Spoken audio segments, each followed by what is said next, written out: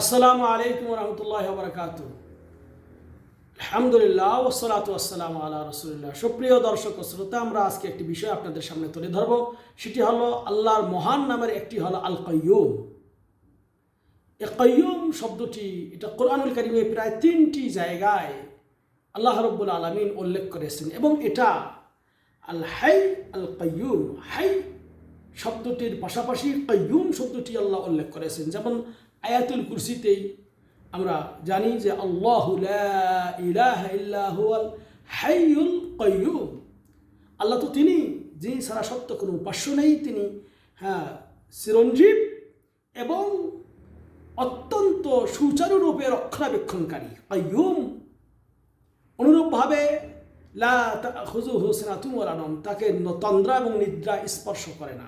অনুরূপভাবে সূরা আলে ইমরানের 1-2 নম্বর আয়াতেও বলা হয়েছে যে আলিফ লাম মিম আল্লাহু লা ইলাহা ইল্লা হুয়াল হাইয়ুল কাইয়ুম। যে এখানেও বলা হচ্ছে যে আল্লাহ রাব্বুল আলামিনের অর্থ জানেন, আলিফ লাম মিমের অর্থ, এবং আল্লাহ তো তিনি যিনি ব্যতীত সত্য কোনো উপাস্য নেই, তিনি হলেন হাইয়ুল কাইয়ুম। অনুরূপভাবে সূরা তাহা 111 নম্বর আয়াতেও আল্লাহ বলতেছেন ওয়ানাতিল উজুহু লিল হাইয়িল কাইয়ুম, সবাই নিচু হয়ে গেছে লিল হাইয়িল কাইয়ুম, চিরঞ্জীব এবং চিরস্থায়ী।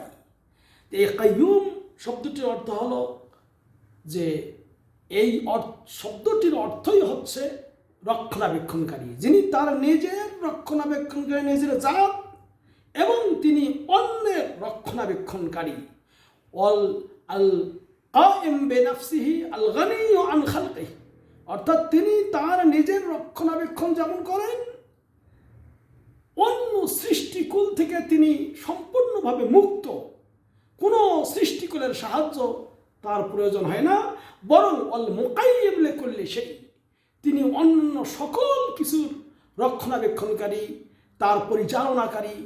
ফাহুয়াল্লাযী ইউদাব্বিরু শুউনাল ইবাদ, আল্লাহ তো তিনি যিনি বান্দার, আল্লাহর মাখলুকাতের সমস্ত কাজগুলিকে তিনি রক্ষণাবেক্ষণ করেন। এই যে আকাশ জমিন, এইগুলির রক্ষণাবেক্ষণ, এইগুলির হেফাজত, এইগুলির কখন কিভাবে কোথার থেকে বৃষ্টি হবে, কোথায় মেঘ হবে, কোথায় কি হবে, কখন কোন তারকা উঠবে, কোন উল্কাপিণ্ড চলবে, কিভাবে, সকল কিছুর রক্ষণাবেক্ষণকারী কে? আল্লাহ। ওয়াহফাজুস সামাওয়াতি ওয়াল আরদ, তিনি আসমান এবং জমিনকে হেফাজত করে থাকেন। ওয়ায়াকুমু বিরিজকিল ইবাদ ওয়া খালকিহি, আল্লাহ রাব্বুল আলামিন সমস্ত বান্দার রিজিকের ব্যবস্থা করেন, সমস্ত সৃষ্টিকুলের রিজিকের ব্যবস্থা করেন, তাদের কাজগুলি পরিচালনা করেন। এইগুলি কথা আমরা এই কোরআনুল কারীমের আয়াতগুলির মাধ্যমে জানতে পারি। এজন্য খুব বিপদে পড়েছেন, আল্লাহর এই ইসমে আজম দিয়ে আল্লাহর কাছে দোয়া করেন, প্রার্থনা করেন।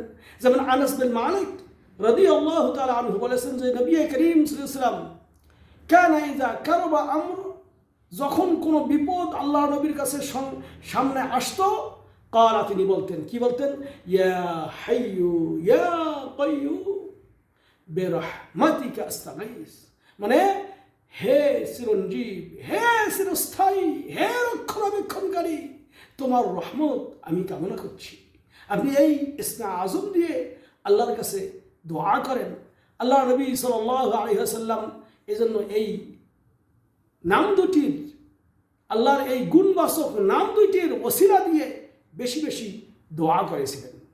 নবী করিম সাল্লাল্লাহু আলাইহি ওয়াসাল্লাম এজন্য আরেকটা হাদিসে বলেছেন যে এই ইসমে আজম দিয়ে, ইসমুল্লাহিল আযম, আল্লাহর এই ইসমে আজম দিয়ে, মহান নাম দিয়ে, আল্লাযী ইযা দুইয়া বিহি উজাব, কেউ যদি এই দোয়ার মাধ্যম দিয়ে, এই দোয়ার ওসিলা দিয়ে, এই আল্লাহর নামের ওসিলা দিয়ে, এই সিফতের ওসিলা দিয়ে দোয়া করে, তার দোয়া আল্লাহ রাব্বুল আলামিন কবুল করে থাকেন। সম্মানিত বন্ধুগণ, এই জন্য করে আরেকটি অর্থ কেউ কেউ বলেছেন এই কাইয়ুম মানে যেমন রক্ষণাবেক্ষণকারী, আর তিনি হলেন চিরস্থায়ী, যেটার কোনো শেষ নাই। যেটার কোনো, যার অবস্থানের কোনো লয় নেই, ক্ষয় নেই। ইমাম বাইহাকি রাহিমাহুল্লাহ বলতেছেন যে ফিল ইতিকাদ, এটার বিশ্বাসের ব্যাপারে বলা হয়েছে আল কাইয়ুম হুয়াল কাইমুদ দাইম বিলা জাওয়াল। ইবনে বাইহাকি রাহিমাহুল্লাহ বলেছেন কাইয়ুম অর্থ হলো যিনি আল কাইমুদ দাইম, সর্বদাই যিনি রক্ষণাবেক্ষণ করে থাকেন, বিলা জাওয়াল, যেটা কখনো শেষ হবার নয়, যখনও যার কোনো লয় নেই, ক্ষয় নেই। এই জন্য এই সেফরটা দিয়ে এটা হলো আল বাকা, আল্লাহ রাব্বুল আলামিন যে চিরস্থায়ী, সেই চিরস্থায়ী গুণটি এটার মাধ্যমে সুপ্রতিষ্ঠিত হয়ে থাকে।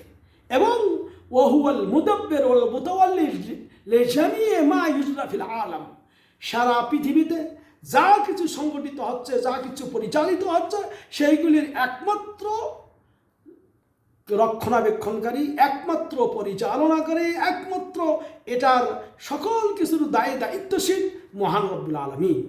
সম্মানিত বন্ধুগণ, এজন্য এইগুলির মাধ্যমে আপনার আমার এই কাইয়ুম ইসমে আজমটির মাধ্যমে এটাকে বলা হয় যে কি তাহকিকু কামালিল উবুদিয়্যা ইলাল্লাহ লিল্লাহি সুবহানাহু ওয়া তাআলা।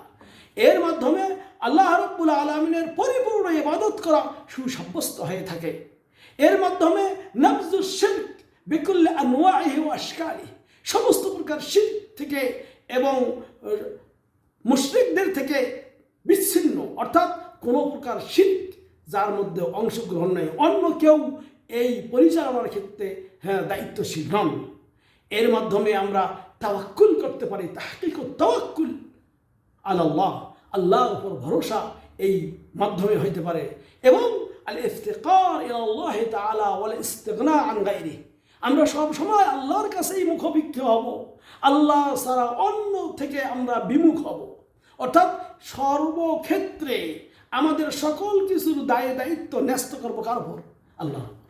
এই জন্য করে ভাই আসুন আমরা এই শব্দ দুটির মাধ্যমেও আল্লাহ রাব্বুল আলামিনের সেই কাইয়ুম সিফতের মাধ্যমে আমরা আল্লাহর কাছে কামনা করি, আল্লাহ তোমার হাইয়ুল কাইয়ুমের ওসিলায় তুমি আমাদের গুনাহ খাতা মাফ করে দাও, আমাদেরকে হেদায়েত করে নাও। আমিন। ওয়া সাল্লাল্লাহু আলা নবিয়িনা মুহাম্মদ। ওয়াসসালামু আলাইকুম ওয়া রাহমাতুল্লাহ।